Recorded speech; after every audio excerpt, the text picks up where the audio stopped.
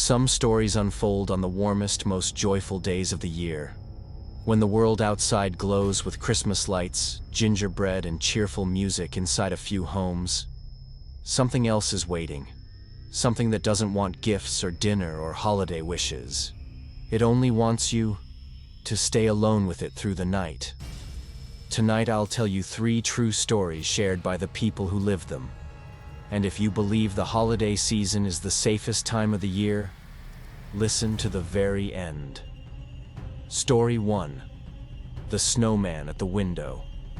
It was a bitter cold night in December, exactly 1 week before Christmas. My dad and I had arrived early at our family's summer house in the Hamptons. My mom and younger sister were still tied up with work and wouldn't join us until the weekend. The house sat at the very end of a snow-covered cul-de-sac, and in the winter, the entire neighborhood was practically deserted. Most of the homes belonged to wealthy vacationers who only stayed during summer. After restarting the heating and water systems, I headed upstairs and booted up my game console. Outside, the snow kept falling thick and white, blanketing the world in silence. A strange, absolute silence I had never experienced before. The next morning, when I walked into the kitchen, my dad asked me something that made me freeze. "Did you build that snowman in the yard?" I blinked. "What? No, I didn't." He pointed out the window. Standing dead center in the snow-covered backyard was a large snowman. Its stick arms were raised toward the sky as if waving. But what made my skin crawl was its face. The 2 stone eyes were sunken unnaturally deep, like hollow black pits, and the mouth was a jagged, crooked slash, like a smile carved with a knife. It was staring straight into the kitchen window. My dad figured it was just a prank from the neighborhood kids. I nodded, but my stomach twisted. That night, I woke to a loud thump against my bedroom window. There was no wind, no animals, just a heavy, deliberate knock.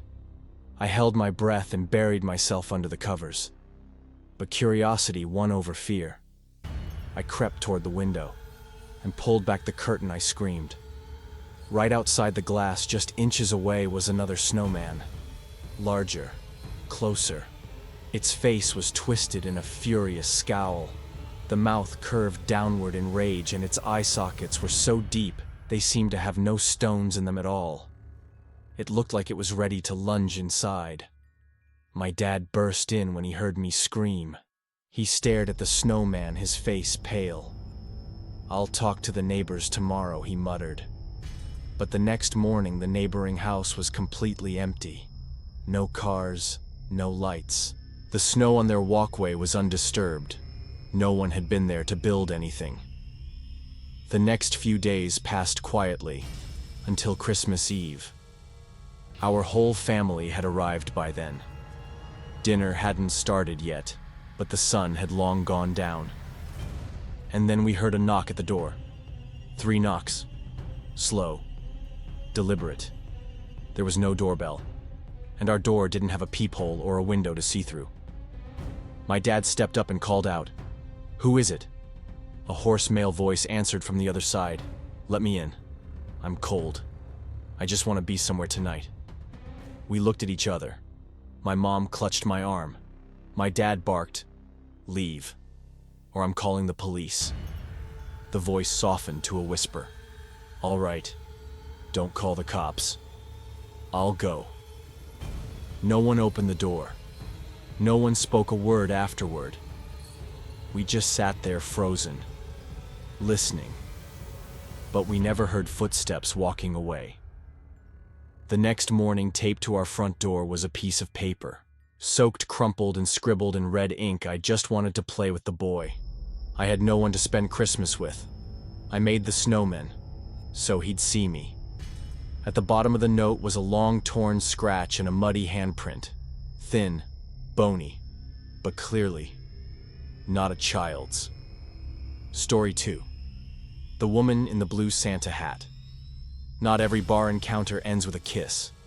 Sometimes, it ends with a scream from inside a car trunk. That Christmas, my family decided to celebrate in Miami at Uncle Joshua's place. Warm weather, everyone together, and 85-degree sunshine in the middle of winter. I was 21. My younger brother Nico had just turned 18. We were both excited to experience Christmas in a new city. The night before Christmas Eve, we went out to explore. Miami was packed with holiday-themed parties, bars, clubs, people wearing red Santa hats everywhere. But at a beachfront bar, we met her. A middle-aged woman wearing a blue Santa hat, odd and out of place. Tight sweater, eyes half drunk, half razor-sharp. And she was staring at Nico, like a predator sizing up prey. I overheard her say, "You got a Hispanic voice, huh? I have a weakness for guys like you." Nico smiled, probably flattered more than suspicious. I left him to it, assuming it was just a harmless first flirtation. Not long after, Nico nudged me and said I'm heading out with her for a bit. I winked and replied, "Be careful." I headed back first. Halfway through my Uber ride, my phone rang. Nico. But there was only static.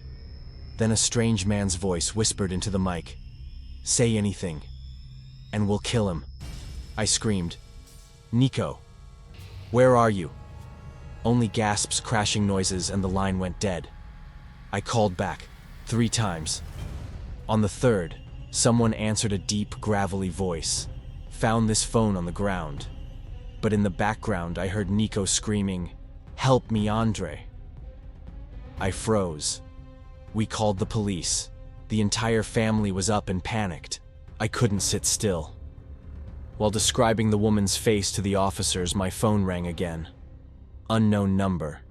It was Nico. I got away. I ran. "I'm somewhere in North Miami.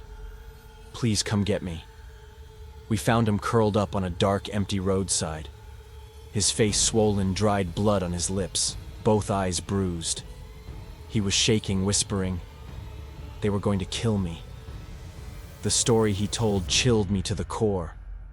The woman pretended to call a rideshare. When the car pulled up, 2 men were already inside. They forced Nico in, gagged him, beat him, and used his phone to threaten me. Nico said if he hadn't jumped out when the car briefly stopped, he might not be here now.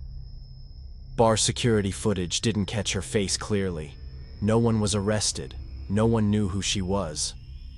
That night, Nico rested in the guest room. But at 3 a.m., we were all startled awake by his scream. "She's in the house. She's in the house." I rushed in. He was curled up, drenched in sweat, eyes unfocused. Just a nightmare. But that night I left the lights on, and I swear I heard the click of heels pacing the hallway outside my room. Story 3. The Voice from the Woods. The forest at night can be eerily silent, but what's even scarier is when you hear your loved one calling from inside it. That Christmas, my brother George and I invited the family to our new home in the countryside. A peaceful, tree-lined place, quiet and beautiful. And at night it got so cold you could hear the snow sliding off the roof. Dinner was perfect. Red wine, flickering lights, children's laughter.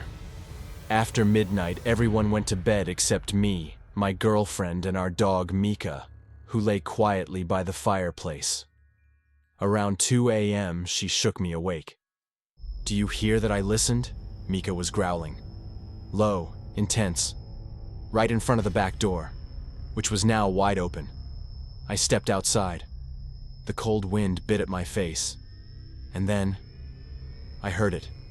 Chet. It was George's voice, coming from the woods. I called back. It replied again, same tone, same distance. Never closer, never farther. I threw on a coat, grabbed a flashlight, and stepped into the yard. There were footprints, a single set leading into the woods. I followed. But after about 20 meters, the prints vanished. I called out again. The voice answered, "Chet, come here." It sounded exactly like George, but flat, emotionless, like someone imitating him too perfectly. I was about to shout when my phone rang. It was my girlfriend, Chet. George is asleep. I just checked. I froze. Snow crunched beneath my feet. The forest was still. No wind, no insects, no sound. Just something unseen, very close. I turned and ran. Didn't look back. Didn't stop until the house lights broke through the trees. When I got inside, everyone was awake. George was standing at the door, pale. I told them everything. We checked the yard. The footprints were still there, leading into the woods, but none came back out. That thing knew my name, knew George's voice, and knew I would follow. We locked every door that night, but deep inside I felt a door had already been opened, and I fear whatever it was is still out there, waiting for me to come back. 3 stories, 3 people, 3 encounters with things that defy explanation. You can believe them or not, but if one night you hear a knock at the door or someone calling your name from far away, wait, don't follow too quickly, because not every voice comes from the person you think it does. Thank you for listening, and if you've ever experienced something that kept you up at night, share it with us. Who knows? Yours might be the next story we tell.